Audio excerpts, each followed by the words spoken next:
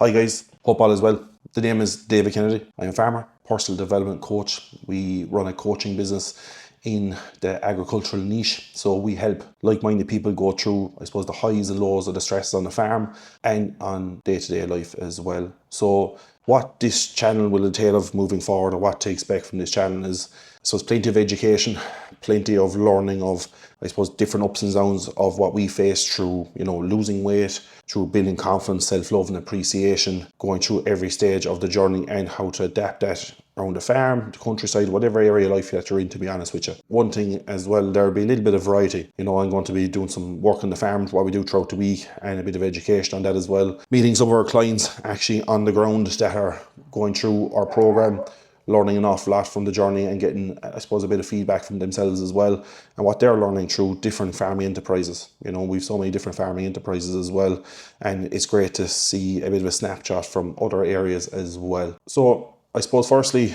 a little bit about myself, what got me to doing what we're doing right now, and the ups and downs that we had through our life and the changes we've made to, I suppose, overcome some of them hurdles or situations. So firstly, I'm from a small little village in Ireland. We were dairy farming at the time. We were milking 85 cows. So from a very young age, reared on the farm, doing jobs outside. Would not change it for the world. I suppose it's one of the best rearing in my opinion, and I hope I see my kids doing in the future as well. As well as that, we owned a public house or a pub or a bar, whichever place you're, part of the world you're in, whichever way you'd understand it, so serving alcohol, etc. So that's been in the family years. So working in a bar and farming was an interesting, I suppose, business model. You plenty of late nights in the bar and then early mornings on the farm. But I guess from a young age was always very hard working. So for me, coming from a farming household, food is very, very important. My mother, Lord mercy on her soul, was a fantastic cook. So we always got the best food, the best dinners, etc. We worked hard and we ate hard as well. So I always kind of carried a little bit of weight from a younger age. I would always put playing full back and playing hurling and football.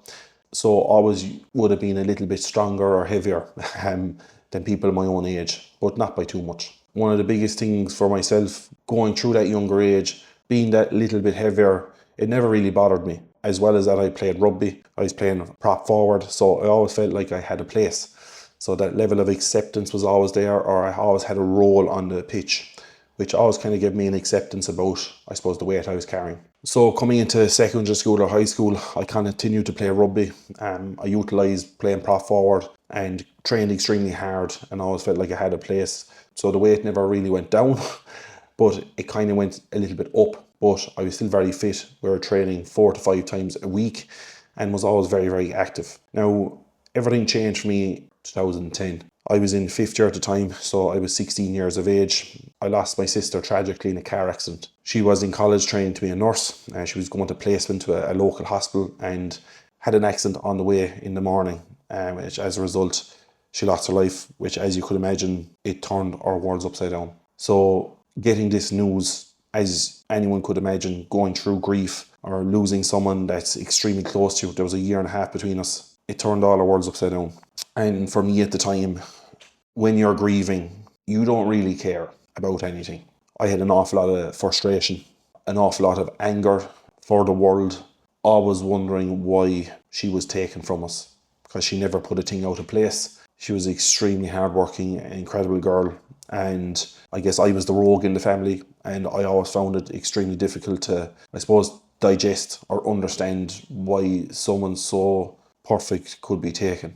That frustration, that emotion always led me to food, to be honest. I was an emotional eater. And I always say, comfort eating, stress eating, emotional eating, it all leads to one thing, is feeling very low after doing it. And as a result, coming from a 6'2" young lad at roughly around 16 stone, I guess 200 pounds, roughly 100 kilos, my weight plummeted. It went up to 330 pounds in the space of a year and a half. And as you could imagine, it was all because I was turning to food, masking grief, masking my emotions with food, and put me in a very low place. Over that year and a half, I finished school at the time. I went to college, and I guess the confidence at that weight really did affect me. From a young age, to be honest, confidence never was an issue for me. You know, being reared in a pub, you learn how to talk very quickly to customers or keep up a conversation, etc. And I would always be called the confident fat guy. And I guess for me, I didn't want to socialise anymore because I didn't have the confidence to go out and meet people, not see people for a long time to see the size of me. Wear clothes, for example. I'd always be swapping and changing clothes, wearing, you know, Under Armour vests or sports vests or tight armed vests underneath t-shirts, etc. So it would hide all the bumps and the humps on my body at the time, like a male corset, to be honest. And that kind of helped for a little bit, but when it really came to a head, I actually stopped socialising, because it came to a stage where I had no issue going to a pub or going to a house party, because you'd always have great conversations, etc. there. But going to a nightclub at the end of the night, where being in college at the time, you know, young guys and young girls will go on the pool, for example, and I always used to get massive anxiety around that because I didn't have the belief or the confidence in myself to do that. And I guess I always felt like I was in the way of my friends, trying to hold them back if that's what they wanted to do, etc. So I used to leave the club early, and I used to make up stories, make up lies of I was going home early, I was too drunk, or I was meeting friends at a house party and we're going there instead,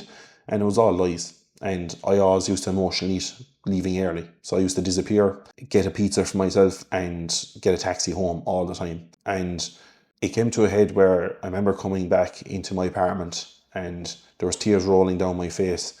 And I just said to myself, if my sister was here and I told her exactly what I was doing right now, disappearing at night, feeling bad myself, not socialising as much, you know, making up excuses to not go to different places. If I told her everything I was doing to myself, how would she feel? And I know my sister Sarah would have been extremely upset, because I was always close with her. From the younger age, from, you know, 13, 14, 15, used to talk to her about girls, talked about different things. You know, we're really close, and I knew she'd be really upset. So I guess that was the aha moment for me to make a change. And it went from the following day to deciding to make a change and starting to lose weight. And I guess throughout the space of 15 months, I lost over 8 stone, 60 kilos or 125 pounds roughly. It happened really fast, and people might think that's a crazy amount of weight to lose, etc., and how I done it and all that. But to be honest, it was purpose. It was from that day I was making my sister proud. I wasn't doing it for me, I was doing it for my sister Sarah. Because for me, and I think a lot of people will relate to this, a lot of us will always do everything for everyone else and always put ourselves last. And if you think about it, it's easy to give up on yourself. You know, it really, really is. But when you change the purpose, giving up on my sister just wasn't an option. And that's what caused me to continue to stay going and continue to make the change. I guess from there moving forward of how I actually, you know, really started to get into fitness, because I done agricultural science in college. I done a food marketing master's through my undergrad, through college. But in the evening time after losing the weight, I remember it was my third year of college, I done a night course. I done a personal training course and a nutrition course as well, because I gained such interest in fitness, in nutrition, from losing the weight. It was a new experience. It was an incredible feeling, going from a triple XL down to a size medium, a 40-inch waist pants down to a 30 or 32-inch waist pants. All this stuff was incredible. I didn't have the confidence to lose it in a gym, so I lost most of it by doing exercise, spinning, every type of exercise you can think of. Insanity training. It was in front of a TV. I remember over in Abu Dhabi, we were working on a farm every summer, driving big machinery, and every lunchtime I used to do 30 minutes or 35 minutes of insanity training, and it was the worst thing ever. I'd done it for like 2 summers. I'll never forget it. But I lost the weight, lost it through driving machinery as well, through that journey. So I guess this is the learning for ourselves. And was that the right way of doing things at the time? No, but I was as green as anyone else. I didn't understand any of this. I just had the purpose. So that's where the biggest change was. But I suppose after doing the nutrition course and the personal training course, I started getting into the gym. And I started really working on my body and actually fueling my body with proper food.